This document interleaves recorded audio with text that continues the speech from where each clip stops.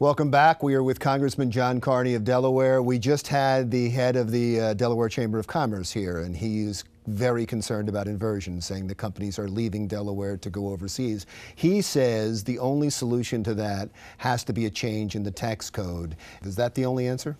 Well, the real answer is comprehensive tax reform at both the corporate income tax level as well as the individual income tax level. And I guess about a year or so now, Chairman Camp of the Ways and Means Committee in the House came up with a proposal to do just that. And you got to give him a lot of credit, because a lot of people have talked about eliminating special preferences, deductions, if you will, in the corporate code and the individual code, and bringing the tax rate down as low as we possibly can.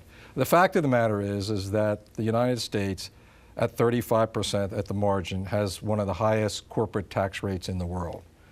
And so what you would expect to happen is happening, and corporations are looking for venues around the world, and we live in a global economy now for sure, where they can pay at the margin a lower rate than 35%. And that affects states like Delaware, especially. It affects states like Delaware, because we are the corporate capital of the world, really, and we are the preferred place for incorporation, not so much for tax purposes, but for our body of corporate law and precedent and the Chancery Court.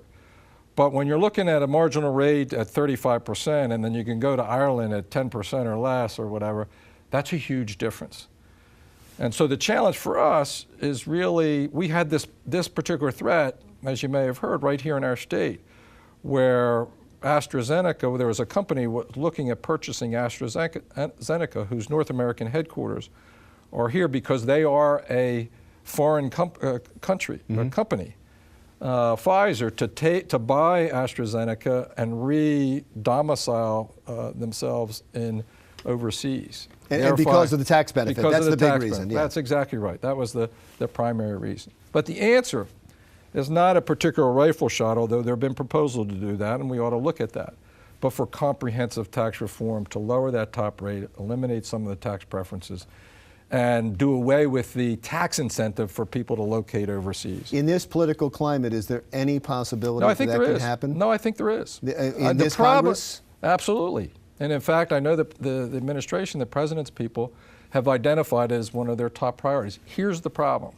They've identified the corporate side as a priority. And you might say, well, what do you mean the corporate side? Well, a lot of small businesses in particular are organized not as C corporations, but as what they call pass-through entities, or S corporations. So they pay their actual tax.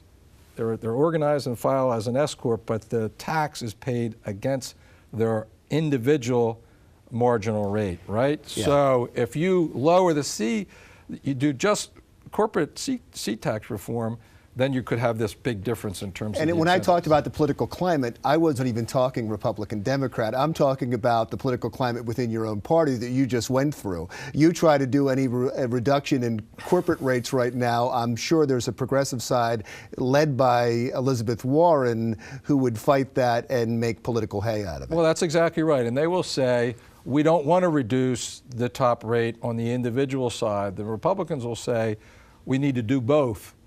And in doing so, we need to bring that individual tax rate down, which is what most Democrats don't want to do. What we should do, and what's a priority for me, is net, we as a country should generate additional revenue. We should use some of that additional revenue from reducing tax preferences and special deductions to go to reduce our deficit and bring our debt down. And you think that can be done now? If we were doing that the Delaware way, here in Delaware, we could do it. Whether we can do it in Washington, D.C. is another question. I want to continue the conversation when we come back to talk a little bit about the news as well and get your reaction to whatever the federal policy could be or should be when it comes to policing in African-American neighborhoods because of Ferguson and Staten Island, and also talk about your political future when we come back with Congressman John Carney of Delaware.